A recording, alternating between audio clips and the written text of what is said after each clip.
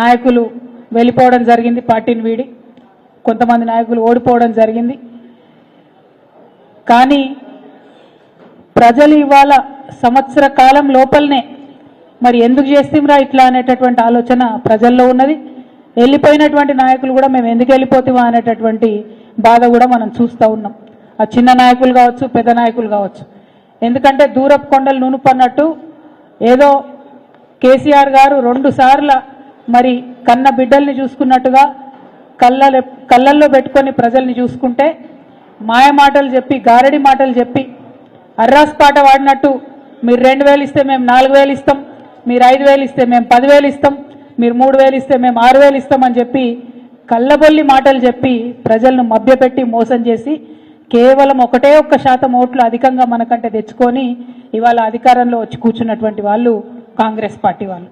మరి పోనీ అధికారంలోకి వచ్చిండ్రు, ఏమన్నా మంచి పనులు చేస్తున్నారా?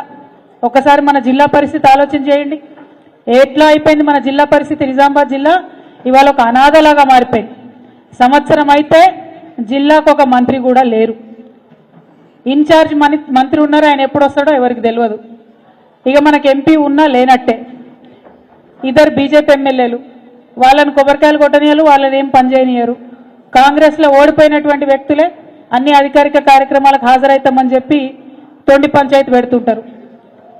మన జిల్లా నుండి ఎమ్మెల్సీగా తెలంగాణ రాష్ట్ర కాంగ్రెస్ పార్టీ అధ్యక్షులు మహేష్ కుమార్ గౌడ్ గారు ఉన్నారు. ఇంకొక పక్క జాతీయ స్థాయి నాయకులని చెప్పుకునేటటువంటి షబీర్ అలీ గారు ఉన్నారు. ఇంకొక పక్క మాజీ మంత్రివర్యులు సుదర్శన్ రెడ్డి గారు ఉన్నారు. మరి ఇంత పెద్ద పెద్ద నాయకులు ఉండి 6 నెలల నుంచి కనీసం మనకు పోలీస్ కమిషనర్ లేకపోతే ఒక్క మాట ఎవరు ఎట్లా మాట్లాడలేకపోతున్నారు? మరి మన జిల్లా ఇదివరకు ఎట్లుండే, ఇప్పుడు ఎట్లా ఉంది? ఒక్కసారి ప్రజలు ఆలోచన చేయాలి. పోలీస్ కమిషనర్ ఉండడాన్ని 6 నెలల ఎంత దారుణమైన పరిస్థితి ఇది. ఈ సంవత్సర కాలంలో ₹1 ఊర్లలోకి రాలేదు, ₹1 మున్సిపాలిటీలకు రాలేదు, ఒక్క కొత్త అభివృద్ధి కార్యక్రమం జరగలేదు, ఎక్కడ ఒక చిన్న రోడ్ వేయలేదు, ఒక తట్టెడు మట్టెత్తిపోయలేదు ఎక్కడ. ఎంత దారుణం అంటే కేసీఆర్ గారు మేడిగడ్డ నుండి ఎస్ఆర్ఎస్పీలో ప్రతిసారి మనకు మంచినీళ్ళు నింపి మన నిజామాబాద్ జిల్లా సుభిక్షంగా ఉండాలని లక్షలాది ఎకరాలకు వారు నీళ్ళు ఇచ్చారు. నిజాం సాగర్ ఏదైతే ఉందో అది మాకు అడిషనల్ ఉంటుంది వాటరు, కానీ ఎస్ఆర్ఎస్పీఏ మనకు ఎస్ఆర్ఎస్పీఏ వరదాయిని, మన జీవనం ప్రసాదించేటటువంటి వరదాయిని అని చెప్పి మనం ఎస్ఆర్ఎస్పీ నుండి ఎప్పుడు నీళ్ళు ఇచ్చేది. మరి ఈ సీజన్లో ఏమైందో రైతన్నలు ఒకసారి ఆలోచన చేయాలి. ఎస్ఆర్ఎస్పీ నుండి నీళ్ళు వచ్చినాయా? మేడిగడ్డ బాగాలేదని కేసీఆర్ని బద్నాం చేయాలనేటటువంటి ఒక పిచ్చి ప్రయత్నంతో ఎస్ఆర్ఎస్పీని నింపకుండా ఎండబెట్టినటువంటి పరిస్థితి ఇవాళ రైతులకు కనపడతా ఉంది, జిల్లాలో ఉన్నది. మరి ఈ విషయాన్ని ఒక్కసారి ప్రజలు గమనించాలని నేను కోరుతా ఉన్నా. మరి ఇవాళ రైతులకు కేవలం ఎలక్షన్ కాగానే ఏదైతే కేసీఆర్ సార్ దాచిపెట్టినో 17,000 కోట్లు, ఆ ఒక్క తడవ మాత్రం రైతు బంధు ఇచ్చిరు తప్పితే ఇంతవరకు మళ్ళీ రైతు బంధు సోయలేదు, రైతు బంధు జోలి లేదు, మాట లేదు. ఇంకా నిన్నగాక మొన్న మన డిప్యూటీ సీఎం గారు బట్టి విక్రమార్క గారు మాట ఇచ్చిండు. ఏమని? రైతు కూలీలకు ఇస్తాం, రైతులకే కాదు రైతు కూలీలకు ఇస్తాం, 28వ తారీఖు నాడు ఇగో పడ్డాయి 6,000 ప్రతి ఒక్కరి అకౌంట్లో అని చెప్పారు. పడ్డాయని ఎవరికైనా? రాష్ట్రంలో ₹1 ఎవరికి రాలే. భూమి ఉన్నోడికి లేదు పైసలు, భూమి లేనోడికి లేదు. మాటలు చెప్పుడు తప్పితే వేరే చేసిందేం లేదు. అటువంటి పరిస్థితిని ఇవాళ మనం ఇక్కడ గమనిస్తూ ఉన్నాం. మరిగా మన జిల్లాకు సంబంధించి ఇప్పటి వరకు కూడా మనం కేసీఆర్ గారి హయాంలో ఇచ్చినటువంటి పథకాలు, ఆ నిధులు, ఆ ప్రాజెక్టులు, ఆ రోడ్లు అవే పనులు చేస్తున్నారు తప్పితే ఇంకొక కొత్త పని దేలే, ఇంకొక కొత్త ప్రాజెక్టు దేలే. తెచ్చుకునేటటువంటి ఆలోచన మరి ఇక్కడ ఉన్నటువంటి గెలిచినటువంటి ఎమ్మెల్యేలకు కూడా ఉన్నట్టుగా కనబడతలేదు. మరి వాళ్ళ కాంగ్రెస్ పార్టీ అధికారంలో ఉంటే ఎందుకు పోయి అడుగుతలేరు మరి పెండింగ్ పనుల గురించి? ఎందుకు పోయి అడుగుతలేరు ఈ పెండింగ్ ప్రాజెక్టుల గురించి? బీఆర్ఎస్ పార్టీ మొదలుపెట్టినటువంటి అనేక కార్యక్రమాలు ఉన్నాయి, వాటిని ఎందుకు మీరు ముందుకు తీసుకొని పోతలేరని ఈ సందర్భంగా మేము ఇక్కడ గెలిచినటువంటి నాయకులందరినీ కూడా ప్రశ్నిస్తూ ఉన్నాం. మొత్తం నిజామాబాద్లో అండర్ గ్రౌండ్ డ్రైనేజ్ని సరి చేసుకోవడానికి అనేక కార్యక్రమాలు చేసినాం మనం. ఆల్మోస్ట్ 95% వర్క్స్ ఫినిష్ అయినాయి. మరి దాని జోలేంటిది, దాని పరిస్థితి ఏంటిదంటే చెప్పేటోళ్ళు లేరు, అడిగేటోళ్ళు లేరు. ఎందుకంటే ఇక్కడ కాంగ్రెస్ పార్టీలో ఓడిపోయిన షబ్బీర్ అలీ గారు మన జిల్లాకు రాడు, ఆయనకు మనతో పట్టి లేదు, మన పట్టణం మీద ఆలోచన లేదు. ఇక్కడ గెలిచినటువంటి బీజేపీ నాయకుడు మరి ఆయన ఎప్పుడు అడిగినరో ఎవరిని అడిగినరో అన్నటువంటి విషయం ప్రజలకైతే ఇంతవరకు అర్థమైతలేదు.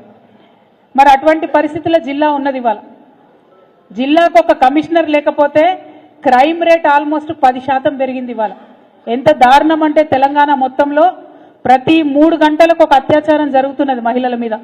ప్రతి 5 గంటలకు ఒక మహిళ కిడ్నాప్ అవుతుంది ఇవాళ తెలంగాణలో. వరకట్నపు చావులు, వేధింపులు లెక్కలేనన్ని పరిస్థితులు జరుగుతూ ఉన్నాయి. మనం కేసీఆర్ గారు అధికారంలో ఉన్నప్పుడు షీ టీమ్స్ అని పెట్టి అద్భుతంగా ఎవరైనా కూడా ఆడపిల్లల్ని ఏడిపిస్తే వేరే విధంగా ఆడపిల్లల వైపు కన్నెత్తి చూస్తే మంచిగుండదని చెప్పి వార్నింగ్ ఇచ్చి పనిచేసినాం మనం. ఇవాళ ఏం జరిగింది? సంవత్సర కాలంలో పోలీసులు కాంగ్రెస్ నాయకుల చుట్టూ తిరగడం తప్పితే, కాంగ్రెస్ నాయకులు చేసే అక్రమాలకు అండగా నిలవడం తప్పితే మరి వారిని ఏమి చేయనీయకుండా ఈ నాయకులు పనిచేస్తూ ఉన్నటువంటి సందర్భం చూస్తున్నాం. ఇదివరకు పోలీసులు అంటే పీపుల్ ఫ్రెండ్లీ పోలీసు ఉండే, ఇవాళ పోలీసులు అంటే ఓన్లీ కాంగ్రెస్ ఫ్రెండ్లీ పోలీసు లెక్క తయారైనటువంటి పరిస్థితి ఉన్నది. ఎంత దారుణంగా మనకు ఇలా క్రైమ్ రేట్ పెరిగిందన్న విషయం చూస్తుంటే నిజంగా ఎట్లుండే నా తెలంగాణ, ఎట్లయిపోయింది నా తెలంగాణ అని బాధ అవుతున్నది. ఎందుకంటే తెలంగాణలో ఆడపిల్లలు బాగుండాలి, సుభిక్షంగా ఉండాలని కేసీఆర్ గారు అనేకమైన కార్యక్రమాలు తీసుకున్నారు. ఇవాళ కార్యక్రమాలకు అన్నిటికీ తూట్లు పొడిచి కనీస భద్రత ఆడపిల్లలకు లేకుండా ఈ సీఎం చేయడం అన్నది నిజంగా దారుణం. మేము సీఎం రేవంత్ రెడ్డి గారిని ప్రశ్నిస్తూ ఉన్నాం, ఆడపిల్లల భద్రత విషయంలో మీరు ప్రత్యేక సమీక్ష పెట్టండి. ఇది వాస్తవమేనా? మొన్న మీ డీజీపీ గారు ఇచ్చినటువంటి లెక్కలే మేము చెప్తా ఉన్నాం. డీజీపీ గారు ఏం చెప్పిండ్రు? ఈ రాష్ట్రంలో 9.87% కేసులు పెరిగినాయి. మొత్తం ఈ ఏడాదిలో 2,34,158 కేసులు నమోదైనాయి. అందులో దాదాపుగా 3,000 అంటే 2,945 అత్యాచారాల కేసులు, అట్లానే మొత్తం మహిళలపై దాడులు, వేధింపులు ఇవన్నీ కలుపుకుంటే 19,922 కేసులు అయినాయి మహిళల మీద. అంటే ఎంత భయంకరమైన పరిస్థితి ఉందో ఒక్కసారి మనం ఆలోచించుకోవాలి. ఇలా లేనిది లేదు, అత్యంత దారుణంగా ఉన్నటువంటి పరిస్థితి. ఇంకా ఘోరం ఏంటంటే ఆనాడు మనం కేసులైతే వాళ్ళకి శిక్ష పడేలాగా చూసేది. ఇవాళ శిక్ష రేటు కూడా, కన్విక్షన్ రేటు కూడా చాలా తగ్గిపోయినటువంటి పరిస్థితి. ఒక పక్క నేరాలు పెరిగినాయి, ఇంకొక పక్క కన్విక్షన్ రేటు తగ్గిపోయింది. మరి ఈ విషయాల్ని గౌరవ ముఖ్యమంత్రి గారు చాలా సీరియస్గా తీసుకొని మహిళా భద్రత విషయంలో ఈ రాష్ట్రంలో తప్పకుండా సమీక్ష జరపాలని చెప్పి మేము డిమాండ్ చేస్తూ ఉన్నాం. మనం బీఆర్ఎస్ పార్టీ అధికారంలో ఉన్నప్పుడు గత ఏడాది 39,371 మందికి శిక్షలు పడేలాగా చేస్తే ఈసారి 28,000 మందికి మాత్రమే శిక్ష పడ్డది. అంటే పెరిగినటువంటి క్రైమ్ రేట్ కాకుండా అత్యంత తక్కువగా ఈ కన్విక్షన్ రేట్ ఉండడం అనేది మరి పోలీసులు పటిష్టంగా కేసుల నిర్మాణం చేస్తలేరు అనడానికి డైరెక్ట్ ఉదాహరణ. కాబట్టి నేను గౌరవ ముఖ్యమంత్రి గారిని నిజామాబాద్ జిల్లా నుండి మా ఆడబిడ్డల తరఫున రిక్వెస్ట్ చేస్తూ ఉన్నాను, మహిళా భద్రత మీద తప్పకుండా ముఖ్యమంత్రి గారు సమీక్ష చేయాలి, ఈ రాష్ట్రంలోని మహిళలకు ఒక కాన్ఫిడెన్స్ ఇవ్వాలని చెప్పి నేను కోరుతా ఉన్నాను. అదేవిధంగా మరి వాళ్ళ నాయకుడు రాహుల్ గాంధీ గారు రాజ్యాంగము, ప్రజాస్వామ్యం అని చెప్పి పొద్దున్న లేస్తే ఒక కాన్స్టిట్యూషన్ కాపీ పట్టుకొని తిరుగుతూ ఉంటాడు ఆయన. కానీ ఇక్కడ ఈ ముఖ్యమంత్రి గారు మరి అదే రాజ్యాంగానికి, అదే ప్రజాస్వామ్యానికి తూట్లు పొడిచే విధంగా వ్యవహరిస్తున్నటువంటి తీరుని రాహుల్ గాంధీ గారు గమనించాలి. అది ఏదన్నా కావచ్చు, ఉల్టా పుల్టా కేసులు పెట్టుడు కావచ్చు, తెలంగాణ ప్రజలకు, ప్రజల మనోభావాలకు వ్యతిరేకంగా తెలంగాణ తల్లి విగ్రహం మార్చడం కావచ్చు, జిల్లాలను పట్టించుకోకపోవడం కావచ్చు, అనేక రకమైనటువంటి కార్యక్రమాలు ఇవాళ ప్రజాస్వామ్యాన్ని పక్కదోవ పట్టించేటి జరుగుతున్నాయి. ఎన్నడూ లేదు కేసీఆర్ గారి పాలనలో 2 పెద్ద పెద్ద ఎన్కౌంటర్లు ఇవాళ ఇక్కడ జరిగినాయి. మరి అటువంటి పరిస్థితిని కూడా మన రాష్ట్రంలో చూస్తున్నాం. ఆ ఎన్కౌంటర్ల మీద కూడా మాట్లాడేటటువంటి ఆలోచన ఈ ప్రభుత్వం చేస్తలేదు. మన రాష్ట్రంలో తుపాకీ మోతలు ఉండొద్దు అనేటటువంటి విధంగా పరిపాలన చేసినటువంటి వ్యక్తి కేసీఆర్ గారు. కానీ ఆ శాంతి భద్రతలన్నింటినీ కూడా భంగం చేసినటువంటి వ్యక్తి ఇవాళ రేవంత్ రెడ్డి గారు అని చెప్పి నేను చాలా బాధాకరంగా మన ప్రజలకు తెలియజేస్తా ఉన్నాను. మరి ఇవాళ ఇక్కడ మన జిల్లా నుంచే బాల్కొండలో ఇదివరకు పోటీ చేసినటువంటి అభ్యర్థి అనిల్ గారు మన ఇసుక దానికి చైర్మన్ అయినరు, టీఎస్ఎండిసికి. మరి ఆయన ఇసుకకు చైర్మన్ అయినా కూడా, ఇసుకను నియంత్రించేటటువంటి పదవిలో ఉన్నా కూడా ఇదే మన బాల్కొండలో పెద్దవాగు దగ్గర, కప్పల వాగు దగ్గర ఇష్టానుసారంగా ఇసుక దోపిడీ జరుగుతుంది. ఇంకా విచిత్రం ఏంటంటే పోలీస్ స్టేషన్ ముందుకెళ్లే బండ్లు పోతున్నా కూడా పోలీసులు పట్టుకున్నటువంటి పరిస్థితి.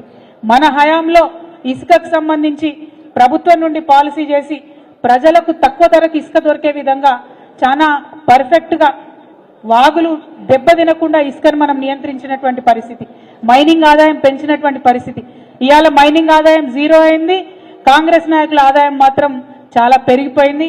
ఈ విషయం మీద కూడా మనందరం పోరాటం చేయాల్సినటువంటి అవసరం ఉంది. మీడియా మిత్రులు నేను ప్రత్యేకించి కోరుతా ఉన్నా, మన జలవనరులు దెబ్బతినేటటువంటి ఇసుక దోపిడీని అడ్డుకునే విధంగా మనందరం కూడా ప్రయత్నం చేద్దాం. ప్రతిపక్షంగా మా పక్షాన మీడియా నిలవాలని కూడా ఈ సందర్భంగా నేను కోరుతా ఉన్నాను. ఒక పక్క ఇసుక అయితే ఇంకొక పక్క గుట్కా, ఇబ్బడి ముబ్బడిగా అతి దారుణంగా మరి ఈ గుట్కా దందా కూడా చేట్రేగిపోతా ఉంది మన జిల్లాలో. ఈ పేట్రేగిపోతున్నటువంటి గుట్కా దందాను కూడా నియంత్రించాల్సిందిగా నేను పోలీసు వాళ్ళని కోరుతా ఉన్నా.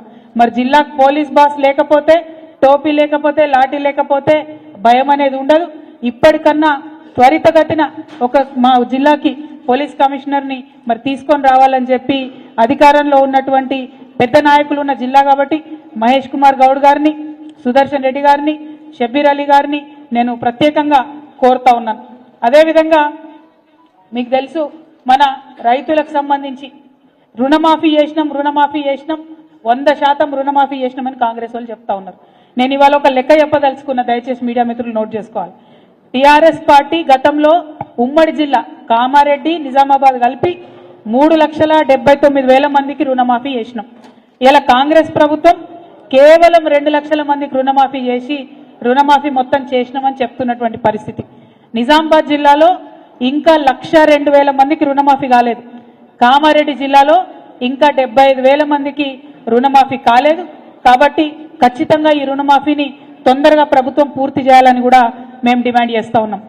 అట్లానే తెలంగాణ యూనివర్సిటీకి వైస్ ఛాన్సలర్ వేసిండ్రు, కానీ ఈ సంవత్సర కాలంలో ఒక్కటంటే ఒక్క రూపాయి కూడా తెలంగాణ యూనివర్సిటీకి ఇవ్వలేదు. కాబట్టి తెలంగాణ యూనివర్సిటీకి తక్షణమే నిధులు రిలీజ్ చేయాలి.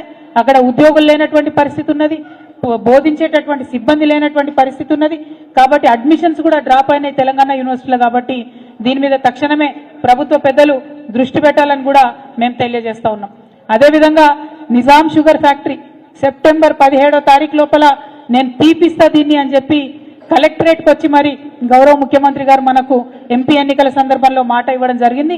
కానీ ఇంతవరకు కమిటీల మీద కమిటీ వేసి కాలయాపన చేస్తున్నారు తప్పితే ఇంతవరకు నిజాం షుగర్ ఫ్యాక్టరీ మీద మాట్లాడినటువంటి పాపాన పోలేదు. నిన్న కూడా అక్కడ పబ్లిక్ హియరింగ్ జరిగేది ఉండే, మరి ఎందుకోసం మళ్ళా వాయిదా వేసుకున్నారో తెలియదు. కాబట్టి మరి రైతుల పక్షాన ఆలోచన చేసి మీరు ఇచ్చినటువంటి వాగ్దానాన్ని నిలబెట్టుకోవాలని ప్రభుత్వాన్ని నేను కోరుతా ఉన్నాను. అట్లానే మన జిల్లాలో కాళేశ్వరం 22, 21, 22 ప్యాకేజీలు ఉంటాయి. వాటికి సంబంధించి మరి చాలా దుష్ప్రచారం చేసింది. కాళేశ్వరం ఎందుకు పనికిరాదు, కొట్టుకపోయింది కాళేశ్వరం అని చెప్పి మాట్లాడింది. కానీ ఇవాళ ఇదే 21, 22లో బిల్లులు మాత్రం మొత్తం కాంట్రాక్టర్లకు ఇచ్చిండ్రు, పనులు మాత్రం ఎక్కడ కూడా జరుగుతలేవు. కాబట్టి త్వరితగతిన ఈ కాళేశ్వరం ప్యాకేజ్ 21, 22 పనులన్నీ కూడా చేయాలని చెప్పి నేను ఈ ప్రభుత్వాన్ని డిమాండ్ చేస్తా ఉన్నాను. అట్లనే రైతన్నలందరూ కూడా చూసిండ్రు, మనం అంతకుముందు ధరణి అనేటటువంటి చట్టాన్ని తెచ్చుకున్నాం. దాంతో ఏం చేస్తుండే, మనం ఒక్కసారి రైతుది భూమి అని తెలిస్తే ఆ భూమి మనం బీర్వాలేసి తాళం వేసుకున్నట్టే మంచిగా భద్రంగా రైతు పేరు మీద ఉండే. కానీ ఇప్పుడు కాంగ్రెస్ పార్టీ వచ్చి మళ్ళా ఆ చట్టాన్ని మార్చింది. ఏం చేస్తారట, మళ్ళా ఈ భూమి ఈ రైతుదని తెలిసిన తర్వాత కూడా ప్రతి సంవత్సరం మళ్ళా గ్రామాల్లో ఉండే రెవెన్యూ అధికారులు వస్తారు, ప్రతి సంవత్సరం ఈ భూమి నీదైనా కాదా అని చెప్పి మాట్లాడతారు, ప్రతి సంవత్సరం మళ్ళా కొత్త పహానీ రాస్తారు. అంటే మళ్ళా పాత సిస్టంలో సరికొత్తగా రైతులను మరి నరకయాతన పెట్టడానికి భూమాత అనేటటువంటి కొత్త చట్టాన్ని, భూభారతి అనే కొత్త చట్టాన్ని తీసుకొచ్చిండ్రు. కాబట్టి ఇవాళ నిజామాబాద్ నుంచి నేను ప్రభుత్వాన్ని డిమాండ్ చేస్తా ఉన్నా, మీరు భూమాత పోర్టల్ని ఓపెన్ చేసే కన్నా ముందు, ఈ భూభారతి చట్టాన్ని మీద రీసర్వే చేసే కన్నా ముందు ఇప్పటి వరకు ఉన్నటువంటి భూములను మీరు వైట్ పేపర్ రిలీజ్ చేయాలి. ఏ గ్రామంలో ఏ రైతు పేరు మీద ఏ ప్యాకెట్ ఉంది, ఏ భూమి ఉందన్న విషయం మీరు బహిరంగంగా పంచాయతీలలో ప్రకటించాలి. మనం ఆనాడు సర్వే చేసినప్పుడు కూడా అన్ని గ్రామ పంచాయతీలలో రైతులకు ఉండేటటువంటి భూములను వేసి ప్రాపర్గా వేసి ఎవరికి వాళ్ళు ఓకే అన్న తర్వాతనే ధరణిలో ఎక్కించడం జరిగింది. ధరణిలో డిస్ప్యూట్ లేనటువంటి వాటిని మనం ఎక్కించలేదు, వాటిని పార్ట్ బిలో పెట్టుకున్నాం. స్వచ్ఛంగా కరెక్ట్ ఉన్నటువంటి పేర్లని కూడా ధరణిలో ఎక్కించినాం. మరి ఇవాళ నేను అదే డిమాండ్ చేస్తున్నా, ఎందుకంటే కాంగ్రెస్ వాళ్ళ మీద మాకు నమ్మకం లేదు. ఇవాళ ఒకరి పేరు మీద ఉన్న భూమి మళ్ళీ మీరు రీసర్వే అని ఇంకోరి పేరు మీద రాయారన్న నమ్మకం రైతులకు లేదు, ప్రజలకు లేదు. కాబట్టి ఇప్పుడు ఉన్నటువంటి డీటెయిల్స్ అన్ని కూడా ఒక వైట్ పేపర్ ఇవ్వాలని చెప్పి మేము డిమాండ్ చేస్తూ ఉన్నాం. అదేవిధంగా మరి మన జిల్లాలో మొట్టమొదట మహేష్ కుమార్ గౌడ్ గారు ఆయన పిసిసి ప్రెసిడెంట్ అయి వచ్చినాక భరోసా ఇచ్చేటట్టు మాట్లాడతారేమో, మరి మన జిల్లాకు అభివృద్ధికి తీసుకొస్తారేమో, నిధులు తెస్తారేమో, వరదలాగా నిధులు వస్తాయేమో, చాలా మొత్తం పార్టీ నాయకుడే మన జిల్లా నుంచి ఉన్నాడని అనుకున్నాం. కానీ వస్తానే ఏం మాట్లాడిండు, హైదరాబాద్లో హైడ్రా పెట్టినాం, నిజామాబాద్లో నిడ్రా పెడతాం. ఇక్కడ చిన్న చిన్న వ్యాపారాలు చేసుకునే రియల్ ఎస్టేట్ వ్యాపారులందరూ కూడా కంప్లీట్గా మునిగిపోయినటువంటి పరిస్థితి, పేద ప్రజలందరూ భయంతో ఉన్నటువంటి పరిస్థితి. నిజామాబాద్ చుట్టుముట్టు ఉన్నటువంటి వాళ్ళందరినీ నిడ్రా పేరు పెట్టి మళ్ళా బుల్డోజర్లు పెట్టి కూలగొడతామని చెప్పి మహేష్ కుమార్ గౌడ్ గారు మాట్లాడినటువంటి పరిస్థితి. నేను ఇవాళ మహేష్ కుమార్ అన్నను ఒకటే రిక్వెస్ట్ చేస్తా ఉన్నా, అన్న మనం నిజామాబాద్ వాళ్ళం, మీరు మంచి పెద్ద పదవిలో ఉన్నారు, కాంగ్రెస్ పార్టీలో అత్యున్నతమైనటువంటి పదవిలో ఉన్నారు, కాబట్టి మీరు మన జిల్లాకు నిధులు తీసుకురండి, మన జిల్లా శాంతి భద్రతలను కాపాడే విధంగా తొందరగా పోలీస్ కమిషనర్ని తీసుకురండి. హైడ్రాతో అక్కడ హైదరాబాద్ ప్రజలు ఆగమైనరు, ఇక్కడికి నిడ్రా మాత్రం దయచేసి తీసుకొని రాకండి. పేద ప్రజలకు అవకాశం ఉన్న చోట తరలించండి, నదులను రక్షించండి. ఒక బాధ్యత కలిగినటువంటి ప్రతిపక్షంగా మేము మీకు సహకారం అందిస్తాం. కానీ వాళ్ళకి ఏ ఆధారం లేకుండా ప్రజల ఇంటి మీదకి మాత్రం బుల్డోజర్ తీసుకొని పోవద్దని మహేష్ కుమార్ గౌడ్ అన్న గారిని మేము రిక్వెస్ట్ చేస్తూ ఉన్నాం. అట్లనే మన జిల్లాకు తొందరగా మంత్రి వస్తే కనీసం 1-2 రూపాయలు వాళ్ళు ఇచ్చే నిధులు వస్తాయేమో అనేటటువంటి ఆలోచన కూడా ప్రజలందరిలో ఉంది. మరి అది ఎప్పుడు విస్తరణ అవుతుందో, ఎప్పుడు మన జిల్లాకు నిధులు వస్తాయో అర్థం కానటువంటి పరిస్థితి కూడా ఉంది. సో ఇవాళ నిజామాబాద్కి వచ్చి నిన్న ఇవాళ ఇక్కడ రైతుల్ని, ప్రజల్ని, విద్యార్థుల్ని అందరినీ కలిసిన తర్వాత వస్తున్నటువంటి కామన్ ఒపీనియన్ ఏంటంటే, ముఖ్యంగా మా ఆడబిడ్డలకు చెప్పినటువంటి 2500 రూపాయలు మహాలక్ష్మి ఎవరికి కూడా వస్తలేదు. రేషన్ కార్డుల విషయం అసలే ఎవరు మాట్లాడతలేరు. ఇవాళ సంక్రాంతి వస్తుంది, సంక్రాంతి రాగానే రేషన్ కార్డులు తొందరగా ఇవ్వాలని, మా ఆడబిడ్డలకు 2500 ఇవ్వాలని, కళ్యాణ లక్ష్మితో పాటు తులం బంగారం ఇవ్వాలని, ఏదైతే ముస్లిం సోదరులకు షాదీ ముబారక్లో 1,60,000 ఇచ్చి మళ్ళా తులం బంగారం ఇస్తామని చెప్పినరో అది ఇవ్వాలని, మా ఆడపిల్లలకు 18 ఏళ్ళు నిండిన వాళ్లకు స్కూటీలు ఇవ్వాలని, ఉద్యోగాలు ప్రకటన చేయాలని, ఉద్యోగులకు ఉన్నటువంటి పెండింగ్ డిఏలను, బకాయిలను రిలీజ్ చేయాలని, అన్నిటికన్నా ఎక్కువ రైతు భరోసా అత్యంత తొందరగా ఇవ్వాలని చెప్పి డిమాండ్ చేస్తూ ఉన్నాం. ఇవాళ ఎక్కడ చూసినా రైతులు చనిపోతే కేసీఆర్ గారు ఉన్నప్పుడు 5వ రోజుకి ఇంటికి 5 లక్షలు పోయేటటువంటి పరిస్థితి ఉండే. ఇవాళ నెల అవుతుంది, 2 నెలలు అవుతుంది, ఎంతో మంది రైతులకు మరి రానటువంటి పరిస్థితి. మరి రైతు బీమా మీరు ప్రభుత్వం నుంచి కట్టినరా కట్టలేదా, ఆ విషయం దయచేసి రైతులకు క్లారిటీ ఇవ్వాలని చెప్పి మేము డిమాండ్ చేస్తూ ఉన్నాం. ఇట్లా ఏ అంశం చూసినా మంచి లేనటువంటి పరిస్థితి ఉంది. కాబట్టి నిజామాబాద్లో ఉన్నటువంటి బీఆర్ఎస్ శ్రేణులందరికీ కూడా మేము చెప్తా ఉన్నాం, తప్పకుండా వచ్చేటటువంటి లోకల్ బాడీస్లో, వచ్చేటటువంటి ఫ్యూచర్లో ప్రజలు కాంగ్రెస్ మీద నమ్మకం కోల్పోయినరు, మన వైపే చూస్తూ ఉన్నారు. కాబట్టి ఒక బాధ్యత కలిగినటువంటి ప్రతిపక్షంగా ఈ నాయకులు చేస్తున్నటువంటి తప్పుల్ని ఎక్కడికక్కడ ఎత్తి చూపుదాం. ప్రతి ఊర్లో కూడా ఇందిరమ్మ ఇండ్లు ఇస్తామని చెప్పిండ్రు, అప్లికేషన్లు తీసుకున్నారు, దానికి అత్తాపత్తా లేదు. మళ్ళా మొన్న సర్వే వేస్తామన్నారు, మళ్ళొకసారి అప్లికేషన్లు తీసుకున్నారు, దానికి అత్తాపత్తా లేదు. ఇప్పుడు మళ్ళీ ఇంకోసారి సర్వే చేస్తాం ఇందిరమ్మ ఇండ్ల పేరుతోనని మళ్ళీ ప్రభుత్వం చెప్తున్నది. అంటే సర్వేల పేరుతో కాలయాపన చేయడం తప్పితే పనిచేసేటటువంటి ఆస్కారం కాంగ్రెస్ పార్టీలో కనిపిస్తలేదు. సో ఈ గులాబీ కండువ కప్పుకున్న కార్యకర్తలందరికీ కూడా నా రిక్వెస్ట్, తప్పకుండా ప్రతి గ్రామంలో మీరు నిలదీయండి, ప్రతి గ్రామంలో కాంగ్రెస్ వాళ్ళను ప్రశ్నించండి, ప్రజల పక్షాన నిలబడండి. రాబోయే రోజులు మనవే. తప్పకుండా నిజామాబాద్ జిల్లాలో మళ్ళీ పార్టీకి పునర్వైభవం వస్తుంది. ప్రతి ఎమ్మెల్యే గెలుచుకుంటాం, ఎంపీ గెలుచుకుంటాం, లోకల్ బాడీస్లో సర్పంచులు, ఎంపీటీసీలు, జెడ్పీటీసీలు పెద్ద సంఖ్యలో మనమే గెలుచుకుంటామని చెప్పి ఈ సందర్భంగా నిజామాబాద్ కార్యకర్తలకు, నాయకులకు అందరికీ తెలియజేస్తా ఉన్నాను. Thank you. జై తెలంగాణ, జై తెలంగాణ. ఒక్క నిమిషం కూర్చోండి.